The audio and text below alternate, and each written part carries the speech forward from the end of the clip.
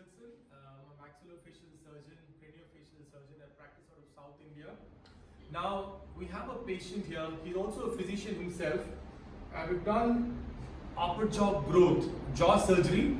It's a variant of jaw surgery wherein we've created new bone, but got the upper jaw forward and downwards. So we've increased the height of the jaw in this way, and we've also got it forward in this way. Right. Now I'm going to show you some of his pictures. That's how he was, and I think you can appreciate the amount of advancement we've got. You see, this height has now been increased. This projection has also been increased. So he's got a lot of swelling now, but once it settles, so it's going to get even better.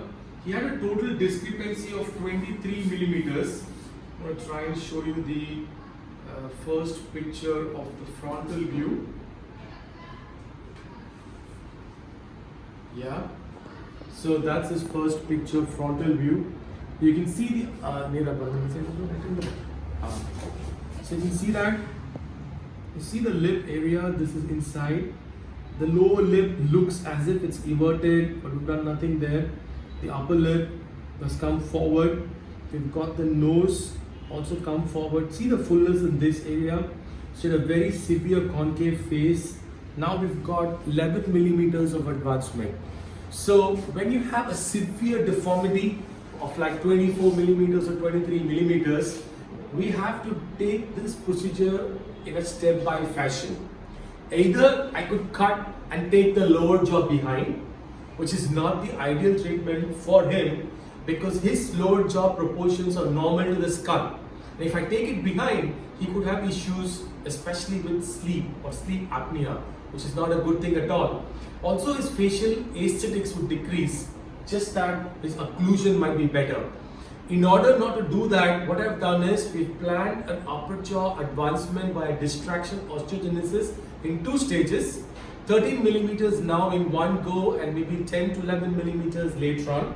So that's the plan. We've done the first stage. The advantages are double. A, the speech doesn't worsen. Speech improves. B, there's very little chance of relapse, or literally no relapse. When you get the body to deposit new bone, you're not simply cutting the bone and bringing it forward and using plates and screws to fix it. And no plates and screws, doctor. And that's the best thing about the treatment, right? Now, something very remarkable about him was that 2 hours after surgery, he said he doesn't have pain. So that's not the norm, but only one little. He didn't have pain even 2 hours, which is was quite strange, but true with some patients. Like I keep mentioning, when patients come out of general anesthesia, we give them blocks. Blocks in the sense we block the whole face, which lasts sometimes up to 12 hours. But only when the pain is. Also, he's now on soft solid diet. And we want to show you inside the mouth what we've done exactly. Just see if you can show the acrylic and everything. So that what you see is the acrylic bunk which our dentist has made. There's an appliance sitting inside. This is all that's there inside the mouth. There are no plates and screws, and this appliance will be taken off in his case after 2 weeks. Usually we let it remain for 7 to 8 weeks. We're taking it off early for him because we want further growth in the upper jaw. So we're going to put another distractor for him, which we're going to fabricate then, and that distractor will then further get the required bony advancement and deposition. Okay. 11 days they have stayed here from the time of admission till now. This is a scan. We did scans, we did measurements, we made the distractor. A lot of things has been done. So yeah, 2 days. It takes about 10 days, mean 1 day less or 2 days more. Okay.